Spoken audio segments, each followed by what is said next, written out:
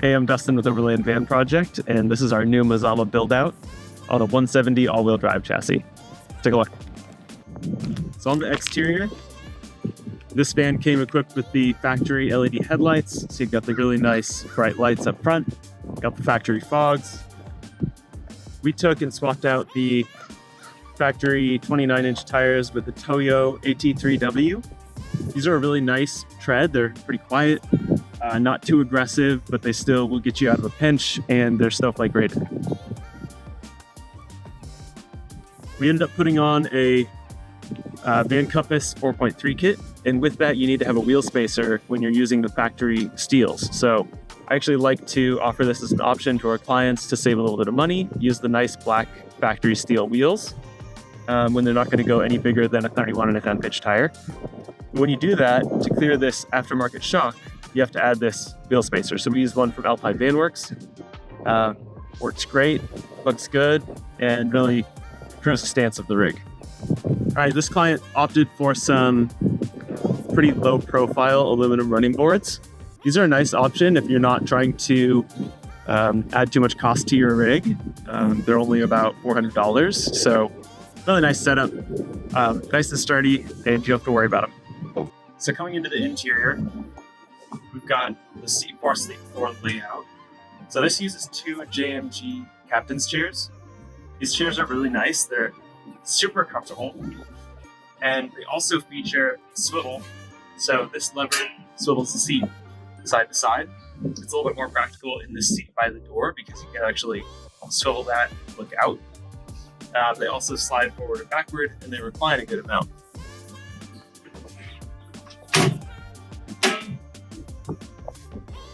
So it's super comfortable for your passengers. This van has the factory front swivels. So those guys will turn around. I'll show you that now.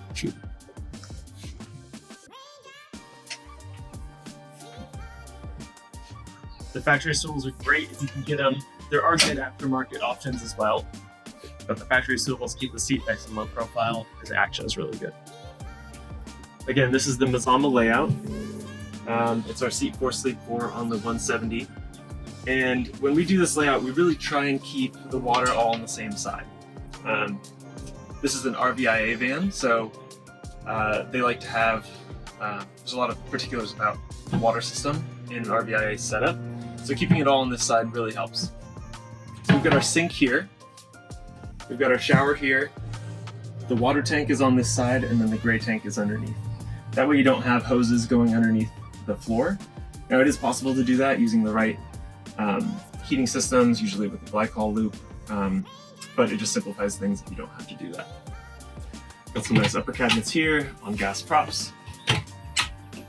We actually set up all of our vans to have the ability to put a microwave into this cabinet. So we add this 110 volt outlet standard. A lot of clients don't know if they want a microwave right when they design the build. So we build this deep enough for a 0.7 cubic foot microwave by GE. And that way, if they do decide to put it in there, it's covered up. And if they don't want it, it can just be a charging place for their GoPro or their drone or whatever they want to charge up there. Over on this side, this client opted for a portable induction cooktop.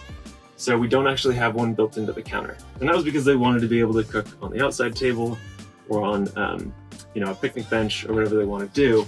So they've got this nice big open counter space. That induction cooktop gets stored in here. Fits perfectly. Can you say that again? Mercedes is talking to us for some reason. I'm sorry. That's great. So we've got our Isotherm 130 drawer style fridge over here. This fridge is great because you don't have to crouch down when you open the door to reach in there. You can just grab the crisper drawer, drop down the wine rack, and it's very modular. All these things come off if you don't need them. They can lower down to here. And then it does have a pretty large freezer. You can actually fit 4 pints of ice cream in here, which is really the only important thing in life anyway. Lots of drawer space. Some more upper cabinet space. And then our controls on this van are from This is the Rixson system. You might not be able to see it very well because of the glare. This is the Rixson system. So this is going to do our heat and our hot water. And then down here is our EcoFlow system. So this van has 10 kilowatts of battery power. And you can see that we've got our total watts coming in. We've got our AC 120 volt turned on. Turn that off. You can see our energy usage. And then these panels are really nice because they have your lighting circuits you can integrate in. So we've got patio lights, so it's the exterior, under cabinet, over cabinet, water pump, turn that off, Starlink, turn that off, and you can program what these say. And then you can even see what the rest of your circuits are pulling. So right now we've got under bed lights pulling 39 watts, ceiling lights, those are pulling 82 watts. So it's really an interesting setup. And then they are coming out with a alternator for the system, and they're coming out with a water level gauge. So in this van, we have to use analog water level gauges, which is fine. I like them. They pretty much never fail. So we've got those analog gauges here. It's not something you look at all the time anyways, but they are going to integrate that into the EcoFlow system. This little guy here is for our bed lift.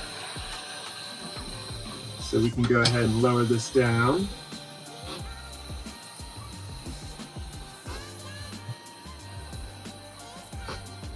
And get your bed. If you've got the kids coming with and you want to sleep 4 people, then you usually set it right about mid-window height. What's nice about that is that you're going to get that cross breeze from that window coming to the upper bunk and going to the lower bunk. So when you turn on your max air vent, you get a breeze to both bunks, so the kids get some ventilation too. So that's about, well, we're a little higher than that right now. But you'd use a step stool to get in, or you'd have the kids sleep up top, because that's a full bed, and the bottom one's a queen bed. Down here, this bunk space is actually pretty nice once it's turned into a bed. It's really simple. These guys go over, and then the cushions come in. And finally, we've got the shower here. So, you know, a lot of people really require to have a shower. The Mazama, it can go either way. You can have a convertible shower, no shower, or the fully built-in shower. We've got some gear racks here, so we've got some L-track. You can hang your wet jackets or snow gear. Let it all drip down into the shower pan. We've got the toilet tied in, so that can actually be removed, brought out to your campsite, put in a secluded area if you don't want to use it in the van. It's a really good option to have. And this is a 32 by 24 shower pan. You even have a little light that turns red. All right, that's our Mazama layout. This van is super practical. It's kind of got everything that you need, but nothing that you don't, and it'll get you anywhere you need to go. So take a look at our website and see what else we have to offer. Catch you later.